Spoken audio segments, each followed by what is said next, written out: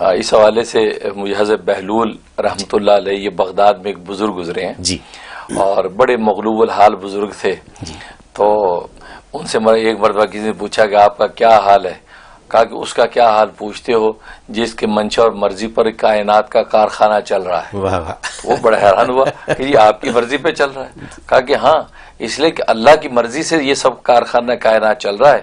میں بہلول نے اپنی مرضی اللہ کی مرضی میں فنا کر دی ہے. جو وہ چاہتا وہ میں چاہتا ہوں، کہ میری مرضی سے چل رہا. میں اپنی گزری میں بھی خوش ہوں. خوبصورت بات ہے. یہ فرمایا. تو ایسے مغلوب ایک مرتبہ چلے جا رہے تھے، کسی چور نے ان کا تھیلا چھینا اور بھاگا. چور ادھر بھاگا، وہ ادھر بھاگے.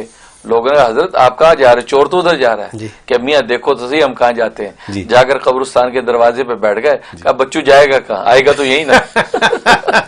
یہ یعنی اپنی اس دیوانگی میں ایسی جو فرزانہ بات کرتے ہیں کہ انسان کو حقائق پتہ چل جائے. ایک مرتبہ جب وہ یہ ہارون رشید بادشاہ کے دور میں تھے، تو ہارون رشید بادشاہ جب وہ ان کے ساتھ اٹکیلیاں کیا کرتا تھا، ان کو دیوانہ کہتا ہوتا تھا. تو ایک مرتبہ ایک چھڑی پڑی تھی، تو چھڑی اٹھا کے دے دی اور کہا کہ بہلول جو تم سے بھی بڑا دیوانہ ہو اس کو یہ دے دینا، اچھا میری طرف سے تحفہ. چلے گئے. کیونکہ اللہ کی عجیب سنت رہی کہ یہ سلاطین جتنے تھے بادشاہ، ان کے درباروں میں اس قسم کے مجذوب قسم کے اولیاء اللہ کو لا لا کے ان کی اصلاح کی اللہ تعالیٰ نے. ہاں، وہ مغلوب بزرگ آ جاتے تو ایسی بات کر دیتے جس کی ان کی اصلاح ہو جاتی تھی. وہ چھڑی لے کے چلے گئے. کچھ عرصے کے بعد ہارون رشید بیمار ہوا. تو جب بیمار ہوا تو وہ تیمارداری کے ساری سلطنت آئی، تو حضرت بہلول بھی آئے. تو بادشاہ سلام سب خیریت ہے، آپ ٹھیک ہیں؟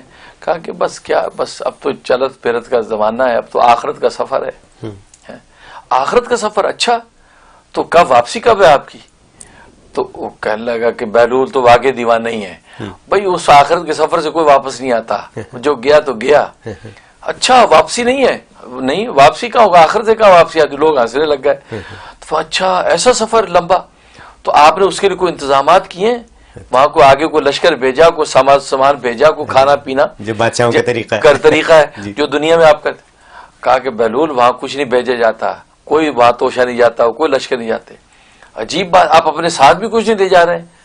کہ بھائی کچھ نہیں جا سکتے، یہ کوئی دنیا کا سفر نہیں ہے کہ جناب وہ اپنے سوٹ کے ساتھ لے جائیں. تو یہ ساری جب بات کر لی، اچھا اتنا لمبا سفر کہ واپس ہی نہیں آنا، اور ایسا سفر کوئی ساتھ لے جا بھی نہیں سکتے، تو کیا کریں؟ تو آپ نے یہ سفر کیا کیوں؟ کہا کہ نہیں، یہ تو اضطراری، یہ تو ہونا ہی ہونا ہے، جانا ہی مجھے. اچھا، جب یہ کیا تو وہ چھڑی اٹھا کے بادشاہ کے ہاتھ میں دے دی کہ آج پتہ چلا کہ مجھ سے بڑے دیوانے تو آپ ہیں. کہ دنیا کے چھوٹے چھوٹے سفروں کے لیے اتنی تیاریاں، اور اتنا لمبا آخرت کا سفر اس کے لیے کوئی تیاری نہیں، اور اکیلے جا رہے اور وہاں کوئی نہ ساز و سامان نہ لشکر. تو بادشاہ نے کہا کہ واقعی تو دیوانہ نہیں بہلول، تو فرزانہ ہے. تیری اس بات نے تو میری حقیقت کی آنکھیں کھول دی کہ واقعی یہ دنیا کے چھوٹے چھوٹے سفروں کی ہم کتنی تیاریاں کرتے ہیں، اور آخرت کے سفر کی کوئی تیاری نہیں. تو نے واقعی آج مجھے سبق دیا ہے، جزاک اللہ کے چشمے باز کر دی. اللہ تو یہ جزائے خیر دے کہ تو نے میری آنکھیں کھول دی. 4 روز کے لیے جاتے ہیں، بڑا بڑا سوٹ کیس تیار کرتے ہیں. تو حقیقت یہ ہے. تو اس لیے بھائی یہ بات سمجھ میں ہمیں آ جائے کہ وہ اتنا بڑا سفر ہے، اس کو بھی نہ بھولیں.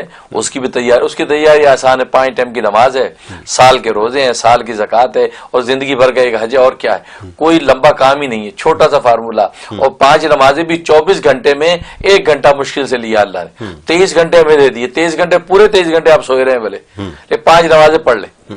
کتنی بڑی بات ہے. تو یہ اللہ تبارک و تعالی نے وہ آخرت کا سفر کتنا آسان کر دیا، لیکن انسان کوتاہی کر کے اس کو ضائع کر بیٹھے. ایک شرط اور بھی ہے نا کہ نیت صاف رہے. وہ نیت ہے تو سب سے پہلے، اس کے بعد تو قدم بھی نہیں اٹھتا. اس کے بعد ٹھیک.